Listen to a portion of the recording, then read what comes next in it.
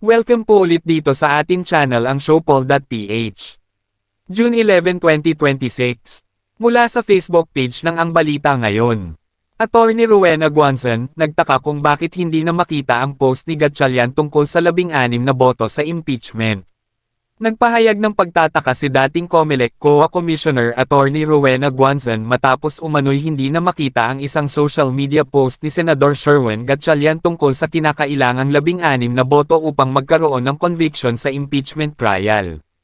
Ayon kay Guanzon, natuwa ako sa post nito ni Win pero nung binalikan ko ay dinlit pala, bakit po?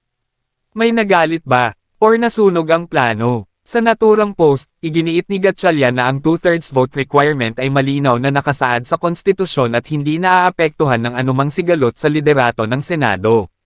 With the Senate's membership fixed at 24, the conviction threshold is 16 votes. Dagdag pa niya, the constitutional threshold, 16 votes, will be faithfully observed. Lumabas ang usapin habang nagpapatuloy ang mga debate sa Senado kaugnay ng liderato ng kapulungan at sa nalalapit na impeachment proceedings laban kay Vice President Sara Duterte. Wala pang reaksyon mula kay Gatchalian kaugnay ng obserbasyon. Una nang sinabi ni Senador Win Gatchalian na susundin nila ang nakatadhana sa 1987 Constitution na 16 na boto bilang conviction threshold o boto para sa paggagawad ng hatol na guilty, kahit ilan pa ang senador na sisipot at lalahok sa impeachment trial. Samantala, kinumpirma ni Acting Senate President na nag-issue na siya ng kautusan para idaos sa June 18 ang pre-trial conference kaugnay ng impeachment trial ni Vice President Sara Duterte. Binigyan niya ang House Prosecution Panel at ang kampo ni VP Sara para magsumite ng pre-trial briefs hanggang June 15 at itinakda na ang trial proper sa July 6.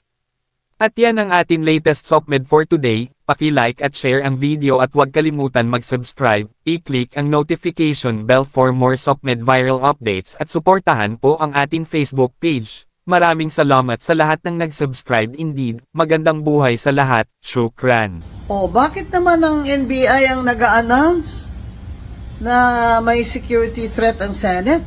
At saka bakit naman si Senator Gatchalian ay nag-request sa NBI? Ano ba yan? Request to secure the Senate?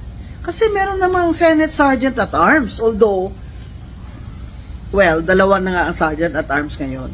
Yung Urig, tsaka yung in-appoint ni Sen Gatchalian. Bakit naman NBI? Di ba? Hindi ba dapat police? Di ba? Main function niya ng Office of the Sergeant at Arms. May mga PNP naman na-assign dyan sa Sergeant at Arms eh.